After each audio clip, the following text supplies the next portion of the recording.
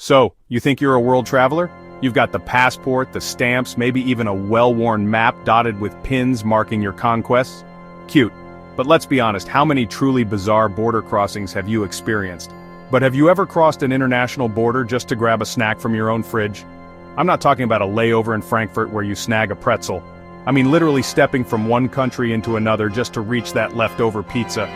Forget flights and jet lag, ditch the airport security lines and the questionable airplane food. Imagine a place where you can be in two countries at once, literally.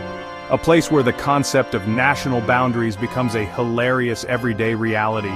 Your feet are in Belgium, firmly planted on Belgian soil, your head's in the Netherlands contemplating Dutch windmills and tulips, and your TV remote is technically in another country, making channel surfing a geopolitical act.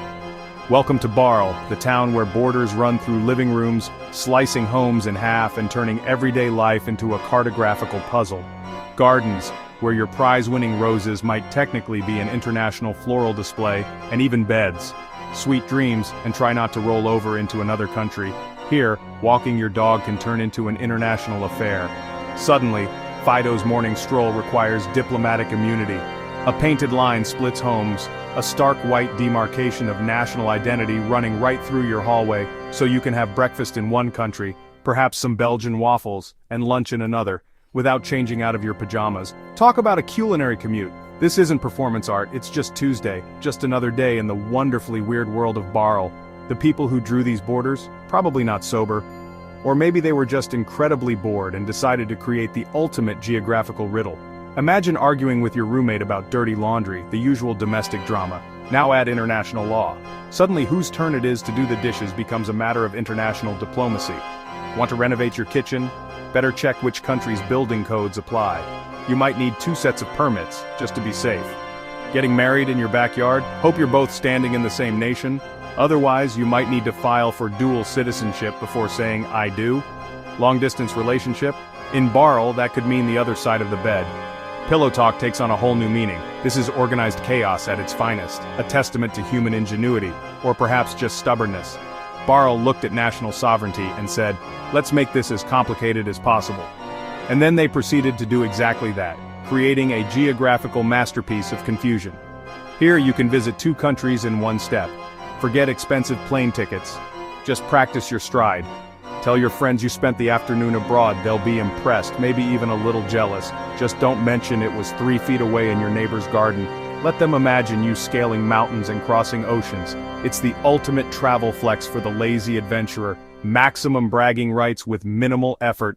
Welcome to Barl, a place unlike any other on Earth, where your living room is an international incident, and everyday life is a delightfully absurd adventure. Nestled away from the hustle and bustle of major cities, lies a place where the ordinary rules of geography simply don't apply. A place where maps become abstract art, and the very ground beneath your feet shifts between nations without warning. Where is this magical land? Barl, a town split right down the middle, or rather, scattered intricately between the Netherlands and Belgium. But not in any simple, straightforward way. Forget neat lines and clear divisions. It's a bewildering patchwork of 22 Belgian enclaves, each an island of Belgian territory, completely surrounded by the Netherlands. And if that wasn't complex enough, within those Belgian enclaves, you'll find 7 Dutch counter-enclaves, little pockets of the Netherlands nestled inside Belgium, which is itself nestled inside the Netherlands, its borders all the way down. The borders, often invisible to the untrained eye, are subtly marked by small white crosses and unassuming metal studs embedded in the ground. These markers run seemingly at random, cutting through streets, bisecting cafes where you might accidentally order a Belgian beer while sitting in the Netherlands, and slicing directly through people's homes. You can literally stand in one spot with one foot firmly planted in one country and the other in its neighbor. And your GPS? Forget about it. It's utterly hopeless trying to make sense of this geographical anomaly. These bizarre lines aren't the result of modern-day political squabbles, but rather, they date all the way back centuries, a complicated legacy of medieval land swaps, treaties, and feudal agreements. As a result, a single building can find itself awkwardly straddling the international border, leading to the surreal situation where some houses are equipped with 2 separate doorbells, each corresponding to a different country, and display 2 distinct addresses. And your nationality? Well, that depends entirely on the location of your front door. The country in which your front door resides determines your official citizenship.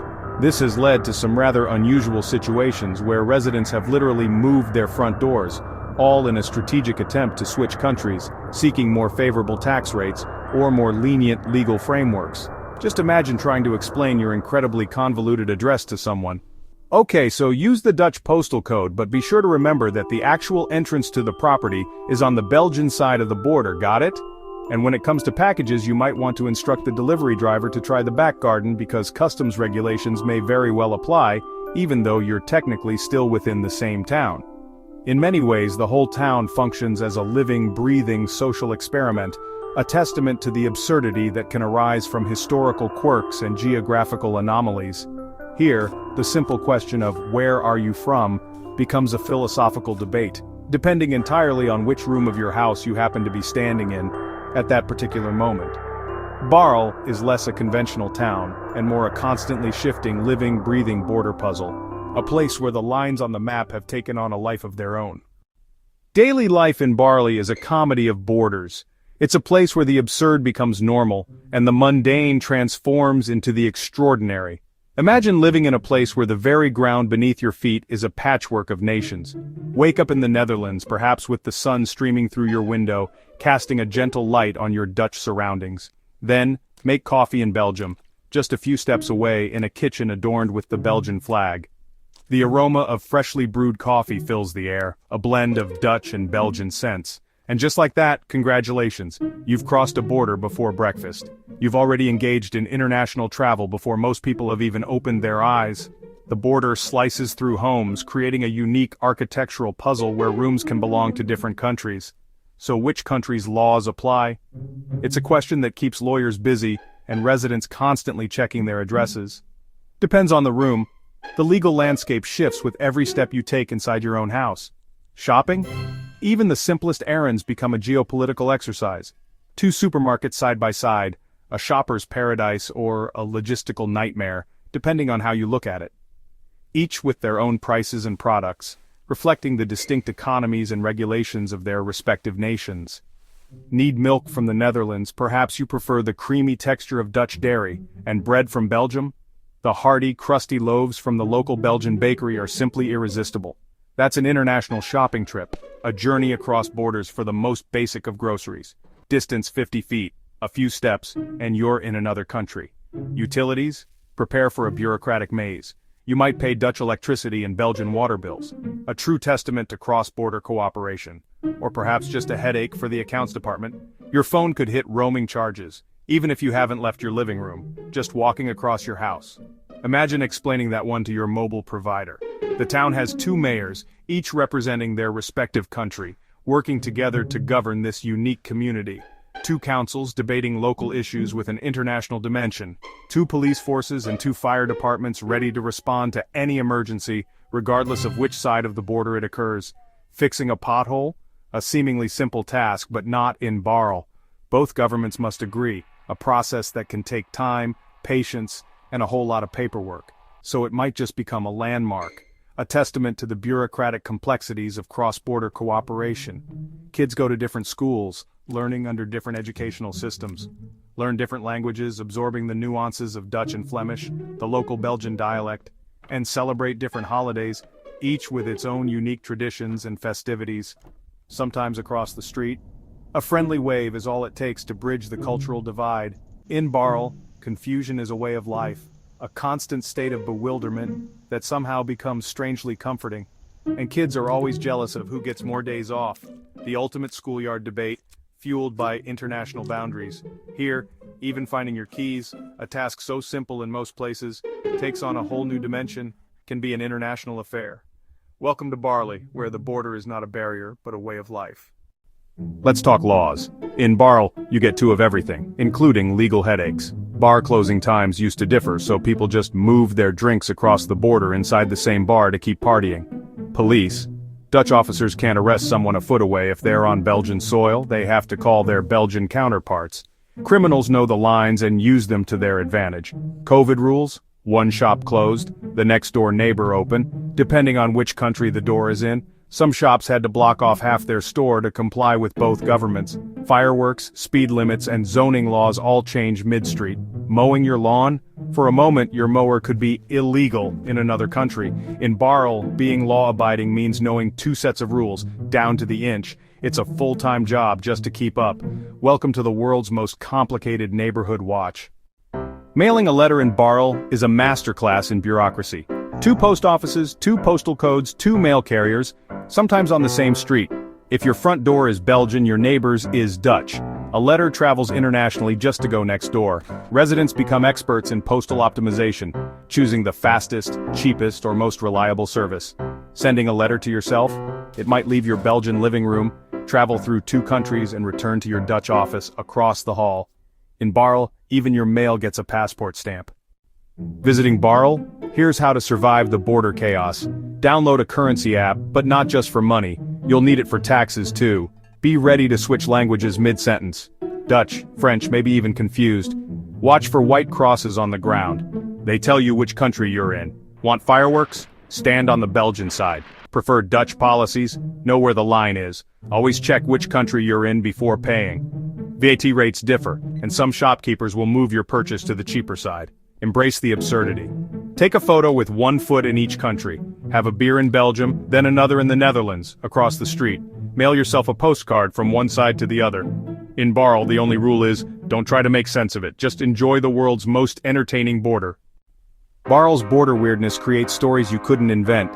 Thieves once blew up an ATM in the Netherlands, it landed in Belgium. Police had to debate which country owned the crime. A farmer with cows on both sides had to keep their milk separate for EU rules. Same field, different dairies. One couple slept in a bed split by the border. When their baby was born, they needed lawyers to decide its nationality, left side or right. A man tried to build a shed. Dutch town hall said his yard was Belgian. Belgians said it was Dutch. No one would give him a permit. In Barl, you can be everywhere and nowhere at once. Every day is a new episode of Whose Law Is It Anyway? Here, bureaucracy is a local sport. Yes, in Barl, national identity is fluid. Ask a local, and they might just say, I'm from Barl. Residents are experts at switching languages, cultures, and allegiances. Borders here are historical accidents enforced by modern bureaucracy. Patriotism? Some fly both flags, some none. Loyalty is to the community, not the country. Local identity trumps national identity. Barlinaren are united by shared confusion and clever workarounds. Here, nationality can change with the room you're in. In Barl, you're Belgian, Dutch, both or neither, sometimes all at once. Barl is a living parody of international relations. It's a town built on historical quirks and bureaucratic stubbornness. Here you cross borders a dozen times a day without noticing. The lesson? Borders are just lines we agree to take seriously, until they get in the way. Life goes on despite the lines, not because of them. In Barl, human connection and humor win out over paperwork. So skip the usual tourist traps. Come to Barl, stand on the line and laugh at the world's silliest border. You'll leave with a story, and a new perspective on the invisible lines that shape our world.